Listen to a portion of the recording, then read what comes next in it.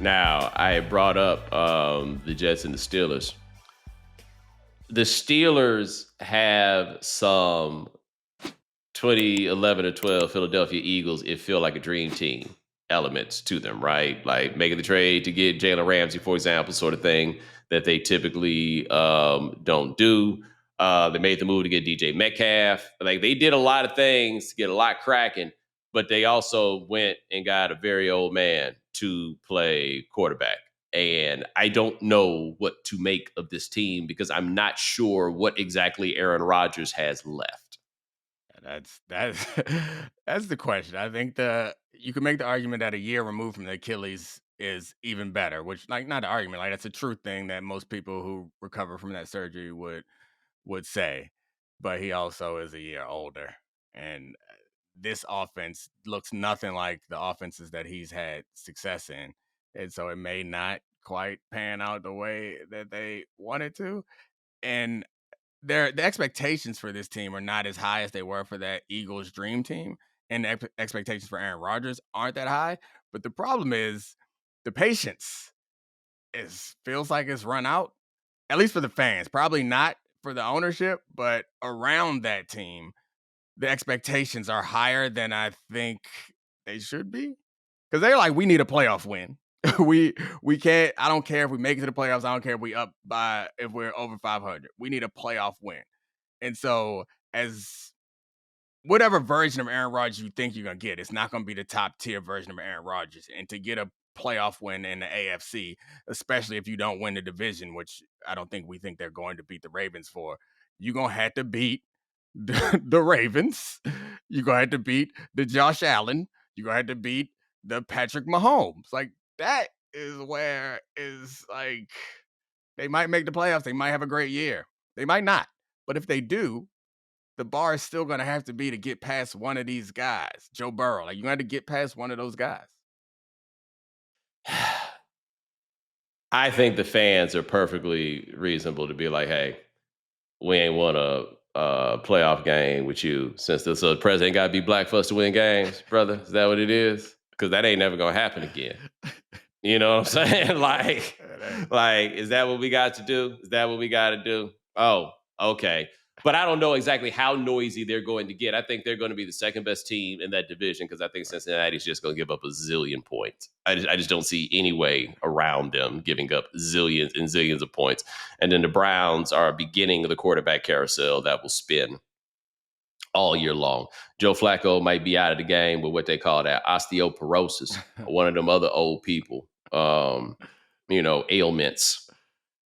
And the quarterback carousel. I guess this goes without saying, but it's not because there normally isn't a carousel if it's filled with like really promising quarterbacks. I was gonna say that the carousel is not stocked with like the type of guys, but yeah, that tends to be the case. There wouldn't be a carousel if there was Yes. a guy over there that was like, oh yeah, that's him.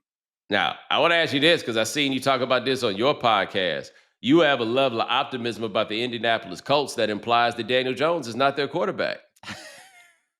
I have a level of optimism. I mean, I think it's more about how difficult things were for him in New York. I don't think that Daniel Jones is top of the league quarterback. I don't think he's ever been in a situation as good as he's in right now. And I don't believe that division is like it's the the Texans defense. The only thing I trust in that division right now. Not even their quarterback. Oh, I trust the quarterback. I don't trust the offensive line. And that like the quarterback had a rough year last year, and people arguing that he regressed. The regression was largely tied to the fact that they couldn't keep him off him, man. They just couldn't keep him off him. I just can't imagine my job being all right. You go backwards, everybody else is coming forwards, and figure some shit out right fast. Like imagine somebody hand you like the peg game off the table at the breakfast place, Yeah. and you got to do that with people running at you. Not just people. Not just people. It's these 6'3", 280 hyper athletes that we talked about at the top of the show. It's not just Yes, people. They trying to hurt you. I and, don't care and, about these and players. and if they hit you, you better not drop the peg game. right? Like that. I think that we've talked about this part before. That's the most underrated thing is I got to go through all this. These cats be hitting me, and I can't drop what's in my hand. I mean, it's the idea that you can perform under that pressure and still make accurate throws by getting hit in the chin while getting hit in the chin is a trait that I don't think we look for in quarterbacks, but it's something Yes. that's hugely valuable because we ain't gonna be able to pick them up all the time. Hey man, where are you on this Bo Nix situation? Because I'm gonna need a little bit more personally. Yeah, I mean that isn't that how everyone feels?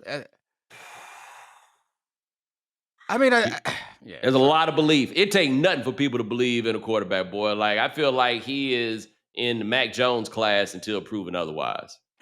I mean, I think we all recognize that the offensive line is really good. The coach is really good. That defense is insane, and what they asked of him is was not what you ask of, or he didn't show the ability to be a top of the league quarterback. But it's also partially what they asked of. I think he did well in fourth quarters, which you could argue means a lot more, and we should take that in consideration, not just look at like the QBR and all of his raw stats, but I think he got to show you for sure. Has to show you some more. I would. I guess maybe Sean Payton is fully bought in, but I would imagine an honest observer is like, yeah, that was a incredible start. We gonna need to take some steps though if we want to go where we want to go.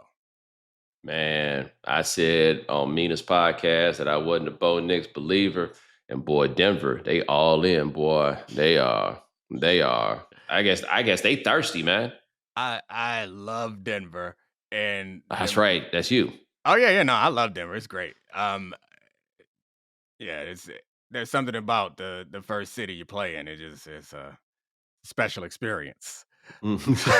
However, it's a good experience, man. Fresh out of college, Yeah, yeah, I yeah. understand. I And understand. Denver, Mountain Air. yeah, Denver's a underrated city because it's the biggest city. I don't know, like the mile radius, but like Mm-hmm. it's the biggest city in a real big radius, and so all the states around there and all the cities around there, like they best and brightest go to Yes. Denver. Like Yes. if they not gonna go to LA, they gonna go to Denver Mm-hmm. or Phoenix. So Denver's a strong, strong town. But anyway, I say all that to say, I say all that to say that I forgot Bo Nix. Yeah, he. Yeah, yeah. I think that reasonable fans like it's. You said they're yours. There's some things that you can't see clearly about your team because you're so close to them. Yeah, but I don't be attacking people about if they say something about Jared Goff. You understand what I'm saying? Like I don't be doing that, but they thirstier.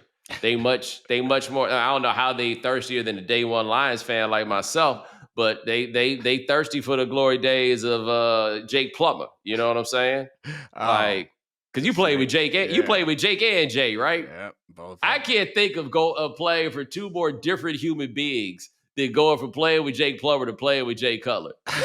It was. I mean, it was Jay Cutler as a rookie, so it was like you. I don't know. You don't get to fully know somebody, not completely comfortable.